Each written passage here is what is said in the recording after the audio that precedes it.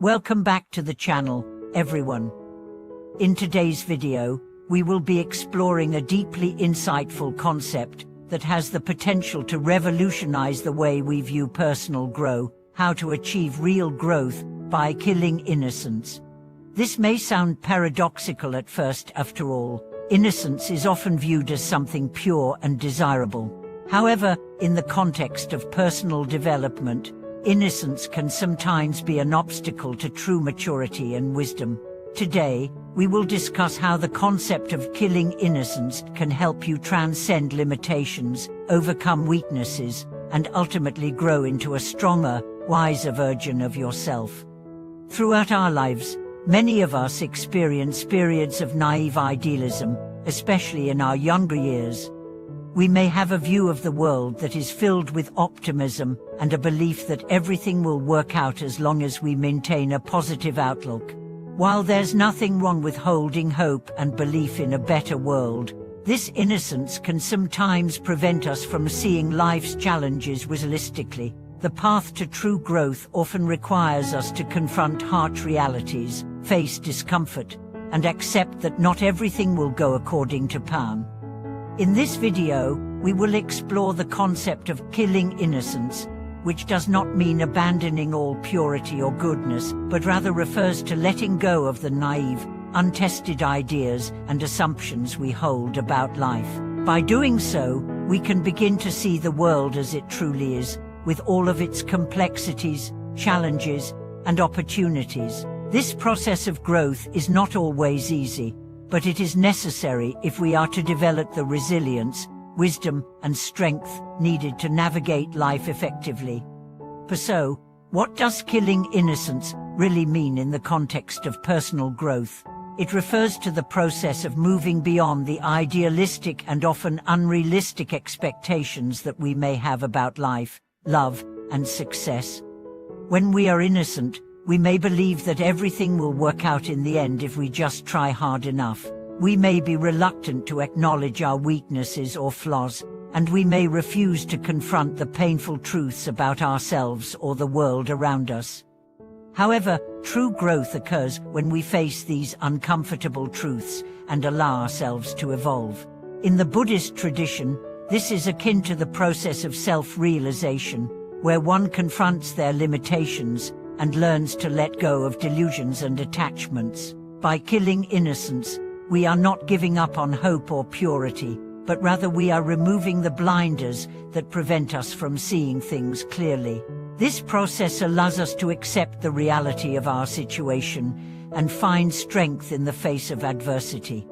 For those who feel weak, often the first step to overcoming this weakness is to acknowledge it. Many people struggle with self-doubt and insecurity because they avoid confronting their vulnerabilities. But it is through this confrontation that we can begin to transform. The willingness to face our weaknesses and limitations is what ultimately gives us the strength to change. When we allow ourselves to see things as they truly are, we stop clinging to illusions, and in doing so, we create the conditions for real transformation. This is where the concept of killing innocence becomes particularly important. In order to truly grow, we must first shed the innocent view that life will always be easy, that things will always go our way, or that we are immune to failure. It is only by embracing the difficulties and challenges of life that we can begin to understand ourselves more deeply and develop the resilience to overcome obstacles. True strength comes not from avoiding hardship, but from learning how to face it with courage and wisdom. Another crucial aspect of killing innocence is the idea of taking responsibility for our own lives. As children, we may rely on others to make decisions for us, and we may blame external factors for our problems.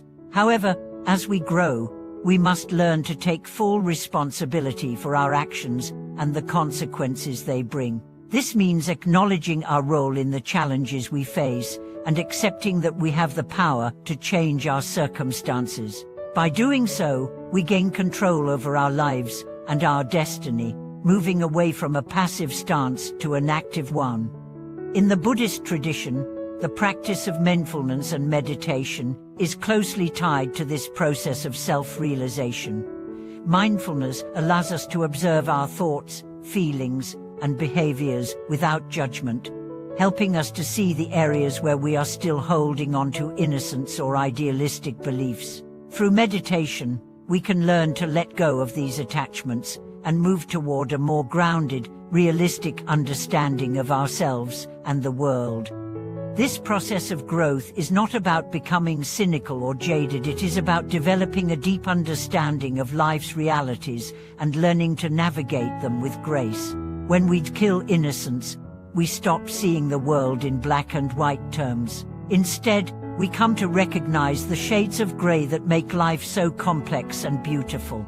This awareness allows us to approach life with greater compassion, patience, and wisdom. One of the most powerful aspects of killing innocence is that it enables us to accept the impermanence of life. In Buddhist teachings, impermanence is a central concept. We are reminded that everything in life is subject to change, and nothing lasts forever. By embracing impermanence, we free ourselves from the attachment to things, people, or ideas that we believe will always remain the same. Instead of fearing change, we learn to embrace it as a natural part of life. This mindset shift is essential for true growth and self-empowerment. When we let go of innocence and embrace the challenges of life, we begin to realize that failure is not something to be feared, but something to learn from. Failure becomes an opportunity for growth, a chance to reassess our goals, values, and methods. It is through failure that we build resilience, strength, and wisdom.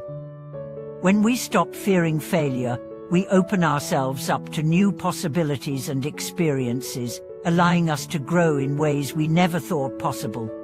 In addition to personal growth, killing innocence also has a profound impact on how we relate to others. As we shed our idealistic views of people, we begin to see them for who they truly are. We stop placing unrealistic expectations on others and start accepting them with all their flaws and imperfections. This acceptance allows us to form deeper, more authentic relationships based on mutual understanding and respect. By letting go of innocence, we learn to love and accept both ourselves and others more fully. The process of killing innocence is not something that happens overnight. It is a gradual process that requires patience, self-compassion, and a willingness to face the truth. It involves letting go of old beliefs, challenging our assumptions, and accepting the realities of life, no matter how uncomfortable they may be. But by going through this process, we can begin to cultivate the qualities that led to true inner strength, resilience, wisdom, and compassion. Ultimately, killing innocence is about achieving real growth. It's about facing the harsh truths of life and using those truths as a foundation for personal transformation. By doing so, we move beyond the limitations of our earlier selves and step into a more empowered, authentic version of who we are. Through this process, we come to realize that the greatest strength lies not in avoiding challenges, but in learning how to confront them with courage and grace. Thank you for watching today's video. If you found this exploration of personal growth and the concept of killing innocence insightful, please share your thoughts in the comments below. Don't forget to like, share, and subscribe to the channel for more thought-provoking content. Your growth begins with you, and I look forward to hearing how you are embracing the challenges of life on your own journey toward transformation.